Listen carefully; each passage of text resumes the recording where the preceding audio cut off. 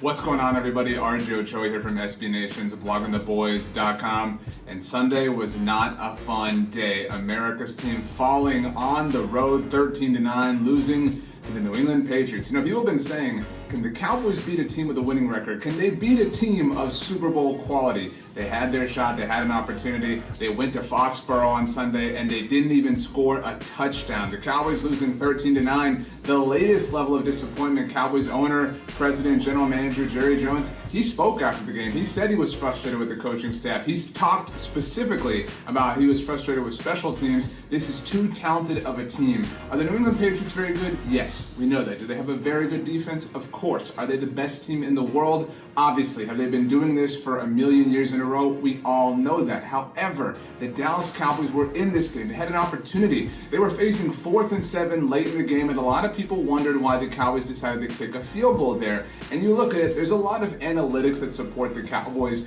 maybe going for it on 4th down, maybe approaching 2nd and 3rd down differently, but that hasn't been Jason Garrett's style. We saw a couple of weeks ago against the Minnesota Vikings how the Cowboys handled their penultimate possession down near the goal line. That came back to bite them in the butt. And in some ways, so did this. There were a couple of things in this game that were kind of weird. There were some tripping penalties that nobody had really ever heard of before. There was Amari Cooper's kind of catch there at the end of the game. It's a game that Cowboys fans, frankly, want to put behind them as soon as they can, because the reality is the Cowboys will now play on Thanksgiving Day. They've got the Buffalo Bills coming to town, the 8-3 Buffalo Bills, and the Cowboys have to have this game. They're 6-5, but the Philadelphia Eagles are right on their tails at 5-6. This is a division that, quite frankly, is quite poor. The division has the Cowboys leading it at 6-5, but ultimately somebody's got to win it, right? And the Cowboys look to be the team that could be in the driver's seat for that.